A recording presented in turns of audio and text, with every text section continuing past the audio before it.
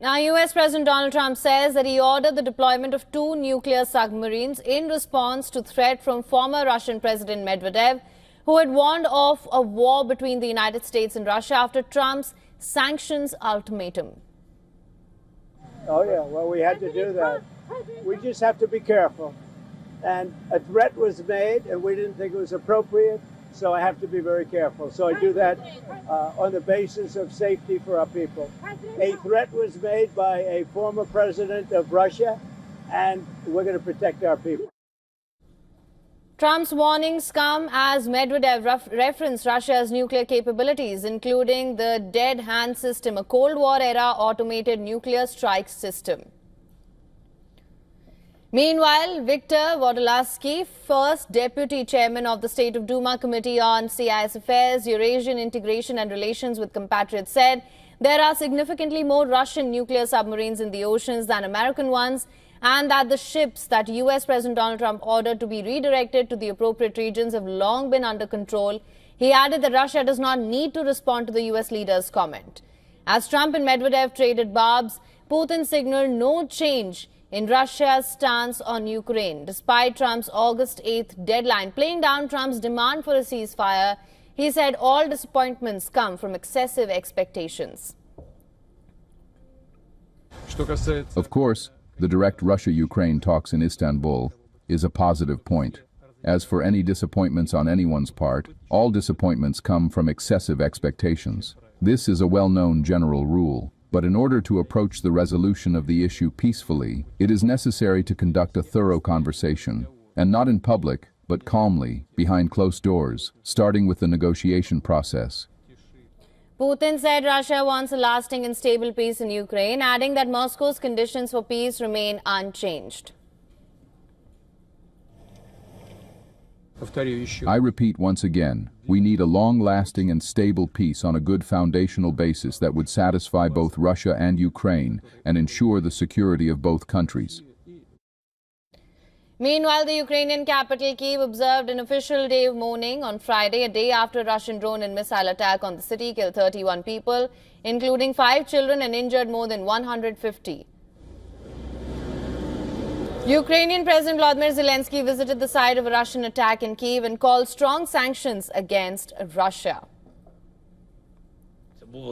So it is very important that the prospect of new sanctions, strong sanctions, has now begun to put pressure on Russia, and not only against the aggressor state itself. All Russian finances, every scheme that fills the Russian budget, must be targeted by the world. Only this will convince Moscow to genuinely work for peace. Ukraine is grateful to the United States, grateful to Europe and all our other friends around the world who strive for peace. Ukraine is ready to work as swiftly as possible for the sake of peace. We all clearly understand what steps are needed. Now, for more on this, our correspondent Susan Tehrani has sent us this report. Listen to this. In a bold escalation, President Trump announced that he has ordered 2 U.S. nuclear-powered ballistic missile submarines to be deployed to regions near Russia.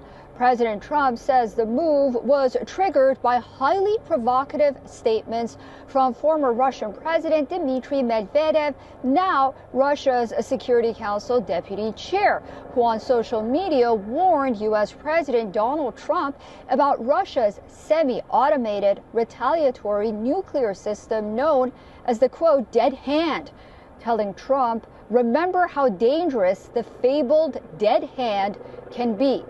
In a post on Truth Social, Trump warned the rhetoric could lead to unintended consequences, so he moved submarines just in case. Meanwhile, Special Envoy Steve Witkoff will head to Russia as part of a broader push for a ceasefire in Ukraine by the president's August 8th deadline. Susan Tehrani reporting from New York for WION World is One. All right, for more on this, we're now being joined live by Lieutenant Colonel Daniel L. Davis. He's a military expert and host of the Daniel Davis Deep Dive on YouTube. Lieutenant Colonel Davis, thank you so much for joining me on World DNA. It's always a pleasure to have you with us. Always a pleasure to be here. Now, sir, let's begin with what's happening here. Donald Trump says he ordered the deployment of 2 nuclear submarines. how real do you think is the specter of an all-out war between the United States and Russia? Do you think this is just Trump's usual tactic from his playbook, where he is really trying to test the limits of his adversaries or even allies and trying to dictate the terms, and Russia is not giving in here? I don't even think it's that far. I mean, this is frankly two gentlemen who were having a spat back and forth on social media. President Trump, Dmitry Medvedev. There's also been some back and forth between Senator Lindsey Graham and Dmitry Medvedev. So he's kind of trolling. Medvedev is kind of trolling these people. But look, I mean, if you're going to say there's going to be a deadline on the country of Russia, a nuclear power, and you're going to put sanctions on them if they don't do what you want them to do, I mean, you certainly can't expect them to do nothing or say nothing in response. And so far, Russia hasn't done anything other than to say, our conditions have not changed. They're not changing because of this deadline at the national level.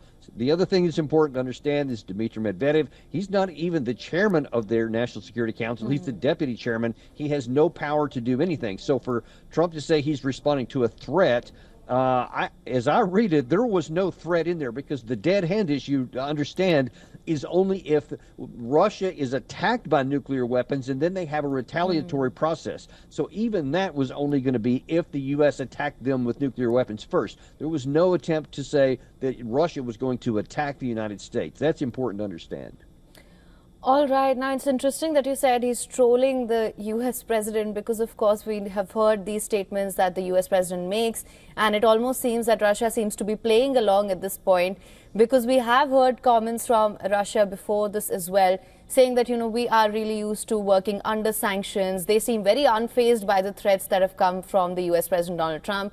They don't seem to really care about the ultimatum that has been put on them. You mentioned as well that the stance remains unchanged. That being said, what is Russia's stance here, and to what end is it willing to fight for it?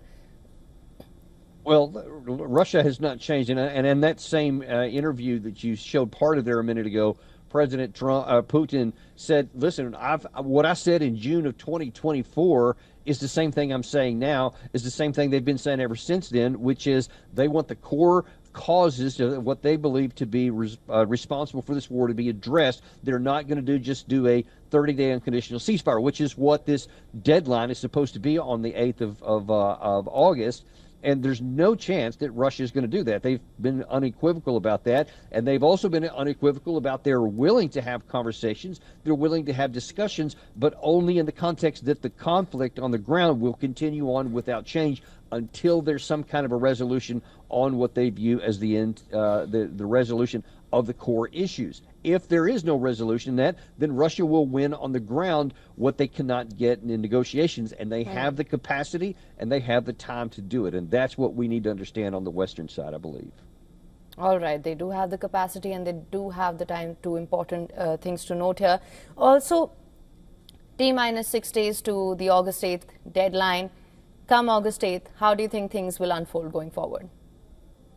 Listen, the Russians, I think they mean it when they say that they're not even paying attention to this. They know that if Trump makes good on his threat and brings more sanctions, Russia's like, we're used to that. We get it. We're not going to do anything different. I think we're in a big surprise if we think that we can put additional tariffs on India or on China or on Brazil, and that somehow that would cause them to flinch away from supporting Russia or buying their oil. I don't see any chance that that would happen. I think it would be worse for the West if we tried to put those sanctions on. I mean, we're already having a difficult enough time negotiating tariff deals with just regular economic deals. Now, you add that on top of it, that's a lot more trouble for the United States. And I honestly just don't think that Trump is going to go that far, or if he does, it'll be short-lived. But the bottom line, it will have no military impact on this war. Russia will continue with its movement.